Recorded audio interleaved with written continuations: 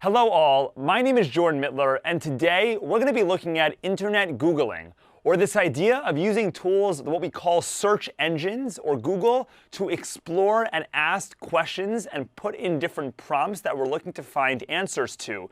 And the idea here is that before Google and search engines existed, you really had to know and memorize long web addresses, which you may be familiar or formatted like www.x/y.com, etc., etc. And the idea here is that you had to memorize a lot of different web pages and web addresses in order to access your favorite websites. But now with tools like Google and other search engines, you're able to simply put in things like keywords or even the name of the website itself. But more broadly, we'll begin by defining what is the internet, what is the internet itself? What can this tool actually do? And it's the idea that the internet is a global network of billions of computers that make it possible to really access almost any information, communicate with anyone else in the world, and do much more. And the idea here is that you're able to use this really, really large and very popular tool to get answers to your asked questions and explore these very, very large databases available online to communicate with people, even if you're on the opposite ends of the world. And the idea here is that using the information space on the internet that we call the World Wide Web, or you may be familiar with www, you're able to access the internet via tools called internet browsers. Now, it's important to keep in mind that an internet browser is not the internet itself. We have the internet, then we have the World Wide Web. And in order to access these sorts of spaces and information, you need to have an internet browser in order to browse the internet. And some of the more common ones that you may be familiar with are tools like Google Chrome, or Apple Safari, or Microsoft Internet Explorer, and many, many more. In the case of today, and what I recommend you using if you're new to this sort of technology, is using Google Chrome as your starting ground, because first of all, it's applicable on all different types of devices across your computer, smartphones, tablets, and the like. And the idea here is that it is based under the Google umbrella, so a lot of the Google searching that you'll do will be most user-friendly when using Google's tool itself. So we're going to use Google Chrome as our internet browser today, and I recommend you using that as well. But you can go ahead and use what you learned today from today's class on really any of the internet browsers out there. But the point here is that the internet browser is how you interact, how you communicate with the internet and the World Wide Web. Now, as mentioned, back in the day, you had to put in a full web address in order to access specific websites. Nowadays, we have what are called search engines, which are this idea that you're able to put in, as mentioned, like let's say a keyword or some sort of concept or some sort of string of characters or words that align very closely with what you're looking to find. And by using these sorts of search engines, Google being one of the most popular, you're able to simplify the way that you interact with the internet. And as mentioned, Google being one of the most famous is what we're going to focus on today. Now, in order to access Google, you can go to your internet browser of choice, in this case Google Chrome, and put in the web address, as we call it, www.google.com. Some of the common internet browsers, such as Google Chrome, may very well take you to Google on your initial opening of the browser itself. If you aren't there and you see something else, you could always go to all the way at the top of your internet browser, and you'll find a long search bar, which is where you'll put in this specific web address and format it as so, www.google.com. Nowadays, you could even leave out the www, and you'll still be taken to the correct page by simply putting in google.com. But assuming you do this, you'll be taken to a page that looks something like this. This is what we call the Google homepage, which can be accessed again via your internet browser, or if you're on a smartphone or tablet, via the Google app that you could download via the App Store, or on an Android, the Google Play Store, by simply putting in Google as your search term. But the idea here is that we know we're in the right place, again, because we see the word Google in the center, right in smack in the middle. And right under the word Google, we have another bubble. We have a search bar, which again is different from the search bar that you would normally find at the top of your web page that searches across the entire internet. But this search bar is unique to Google. Everything you put in here, the results will come under Google's umbrella.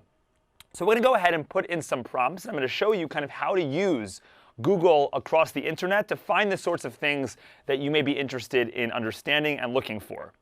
So I'm going to go ahead and put something like this. I'm going to go ahead and put in allrecipes.com, which again is a web address. That was not a keyword. And you'll notice that even though I put in a web address, and the reason why I'm saying web address is because there is that .com, which you don't normally need to put into Google. You notice that the website that came up here is this exact website, www.allrecipes.com. And you'll notice that this is the first result that came up when I put this into Google. I could scroll down even further and get other different results and other recommendations of questions that people have asked. But the way Google is designed is usually the result that is closest to your entry into the search bar will appear at least the first, second, or third, or at least towards the top of your Google search results. And that's what the Google technology is doing. It's taking what you put into your search bar, your Google search bar, and it's pulling together results that very closely align what you're looking to find. Now, you'll notice, again, I put in allrecipes.com, and that website came up. But the point that I want to make here is that in order to put this in, I had to know that there was, in fact, a website I was trying to find called allrecipes.com. But let's say in this case that you're looking simply to find websites that include and have access to recipes. You don't know that there's a website that exists called All Recipes.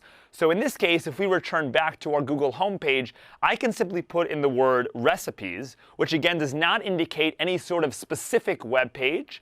And I can go ahead and click on the return or the enter key on my keyboard in order to lock it in order to submit that keyword, in order to submit that search term to Google. Before I do so, I'll point out that you'll notice as I typed out the word recipes, and now that I've finished typing it out, there are recommendations that continue to adapt as I type that begin to give me different results that align with what I've put in thus far. So if I even put in the word RECI, you'll notice that I don't even have to finish typing in the word recipe, but it began to come up because people in the past that have gone to put in RECI have maybe gone on to find the word or links that take you to different types of recipes. But again, I'm going to put in the word recipes, and I'm not going to click on any of the recommendations, but you could, of course, if you're using Google for this specific reason, I'm going to click on the return or enter key. Now, as you can see, now I've taken you back to that initial Google page where we put in the word recipes and saw these results. And I could scroll down and find other different types of results, whether they be links, images, it looks like a category called recipes itself, or even more. And you'll notice that under some of the websites, you get a sneak preview of what may be contained in that website, as well as some unique links to find things that are more specific. Like in this case, Daily Dish Recipes has links for donut recipes, lunch recipes, and others. But if I go all the way to the top, you'll notice that under the Google search bar and the word Google found at the top left, right now what I have highlighted, which is the default, is the word all, which means that it's searching across the entire Google page. But you'll notice to the right of that word, I have some other results, some of which being videos, images, forums, news, and even a more panel for more results. But the idea here is that I would encourage you, and this goes under the umbrella or the category of filtering, the idea that if you want to put in a search term, you might get thousands of results, and you want to isolate or try before you begin to browse and look through the results to narrow down your results to make sure you're trying to find exactly what you're looking for. In this case, let's say I want to find videos of people using recipes to prepare items. Maybe I'll tap on the videos button, and now different videos that include the word recipes will begin to come up. If I'm looking for news about maybe the latest recipes, you'll notice that the results from top to bottom usually are from most frequent to less. So these sites are only from 1 day ago. But you can scroll down even further or refine your search to find exactly what you're looking for. If I go back to all, you'll notice now that what I could do in addition to filtering via the buttons below the search bar is manipulate or alter my search in order to make it a bit more specific. So in this case, I'm going to alter this and say something like recipe chocolate chip cookies, easy, under 30 minutes.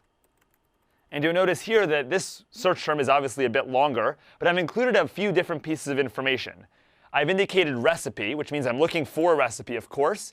Now I've indicated what I want that recipe to be for, chocolate chip cookies. I want it to be easy, that's a mode of difficulty, and then how long I want the process to take. I didn't type out formal sentences or give really strict directions, but I'm hoping that the websites and the results that will come up on Google will include these sorts of keywords. And I'll go ahead again to tap on the return or the enter key on my keyboard. And you'll notice that even before reaching some of the results, and this is becoming more common on Google, there's sometimes an AI overview that takes what you've put in and gives you results based on sites and websites that are out there that people have used and manipulated with. You could browse through that, but we'll scroll down even further to see now links and websites that fit that exact search term. So you'll notice it says here 30-minute chocolate chip cookies. So here's a recipe that, again, is 30 minutes. We indicated that there. And of course, it's for specifically chocolate chip cookies, easiest recipe, and a bunch more if you continue to scroll down. But the idea here is that I made my search term a bit more refined, a bit more specific, and now my results will ideally be closer to what I'm looking to find, as opposed to simply just typing in something like recipes. Now, another tip I'll point out is the ability of using quotation marks in your search terms. So if I put a quotation mark before chocolate and one again after the word cookies, you'll notice that now I've grouped the word chocolate chip cookies, which means that all the results that will come up from now on will only come up if they have these three words together. As in sometimes, as you scroll down further, you might see results of other different types of cookies because you've put in recipe and cookies and easy and under 30 minutes, which may come up frequently on other different types of recipes. Or maybe you might get advertisements or images to purchase a bag of chocolate chips because they've seen the word chocolate chip together, or even chocolate on its own. So the idea here is by putting quotes around specific groups of words or phrases, your results will ensure, and you'll basically promise via Google that the results that will come up will be so closely aligned to what you're looking to find, and only those results that contain those three words together. Now, on the opposite side, if there's a specific type of a keyword that you don't want to come up on your panel, for example, let's say I'm looking to find really any type of cookie besides chocolate chip cookies, what you could do now is you could do something like this. I could I'll alter this and write the word recipe cookies, easy under 30 minutes, but I don't want anything to be chocolate, so I'm going to go ahead and do the minus sign or the dash and write the word chocolate. And you'll notice that now what this will do is it's going to give me results that include the word recipe, cookies, easy under 30 minutes, and leave out all the pages that use the word chocolate. So maybe I'll get sugar cookies and snickerdoodles and red velvet and things like that. But the results that you'll see, and you can continue to scroll down, will be basically everything that falls under these categories besides for the word chocolate. And you could play around with these functionality, whether it be the quotes or the dash, the minus sign, in order to get results that very closely align with what you're looking to find. So you want to play around with this before going through and browsing to find exactly the page you're looking for, because number one, it's going to it's going to take you from thousands of results maybe to only a few hundred, and the results will ideally be will be a lot closer to what you're looking to find with regard to a specific outcome or a specific website. Now, if I then go here and I put in again recipe, and I just put recipe cookies, let's put chocolate chip for now, and I go ahead and go to images, which again is one of those filters that Google offers me under the search term, you'll notice that the results I'm getting are all different types of chocolate chip cookies. Now, these images are drawn from websites, likely recipes themselves. So if you want to browse through images, what I would recommend is, instead of going to all, is to first enter the images category. You know you're in the right place because you see that black line indicated under the word images, and you'll see results that come up with the word recipe cookies chocolate chip. And if I put in something like, let's alter this to sugar cookies, just so we can see what the results would be. Again, I'm getting similar sorts of results, but I could add even more additional filters by clicking on the Tools button, which you'll find on the right side of the screen. And by that, I can make specific alterations for the type of cookies or the type of image I'm looking to find. So maybe we're looking for a type of sugar cookie that has maybe green frosting or green sugar cookies. I can go to the color item and then click on green instead of what we had as any color.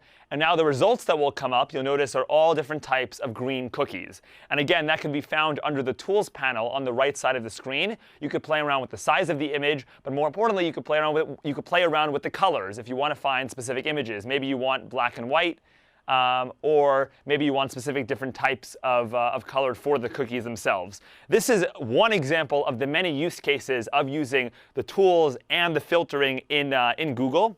But there's a lot more you could do here. And one more thing I'll point out, if we return back to all, is this concept of Google really knowing your location and what's around you.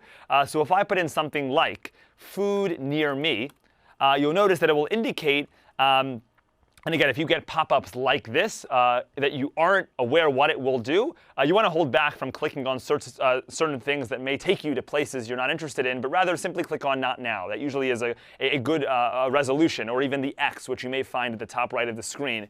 But you're taken now to a page, if you put in food near me, to this panel of results. And you'll notice that it will give me results that are close to where I am currently based. And it will do the same for you no matter where you're located. The idea here is that you're able to use Google as kind of a direction tool to find results of food near me, or you could even put something like coffee near me or gas near me, or use that phraseology near me, because when Google sees that, when Google identifies the concept near me, it will automatically take you to results that identify with the location you're based at now. And you'll notice that the results, the filters that came up under the Google search bar have altered a little bit. We didn't see maps when we were looking at recipes. We do now because Google changed these results based on your search term. So because we indicated near me, Google thinks that maybe you're looking to find some sort of directions or information about a specific place, and they gave you access to finding maps and even gave you a little sneak peek of what that may look like directly on your home page. So to put everything into context, the idea here is by using Google and by using different search engines, you're able to play around with different keywords and use different forms of punctuation like quotation marks and minus signs or dashes, and even the built-in features themselves like images, videos, and maps to really isolate your results and try and find exactly what you're looking for. And by doing this, by what we call internet Googling, you're able to really come across results that very closely align with what you're looking to find.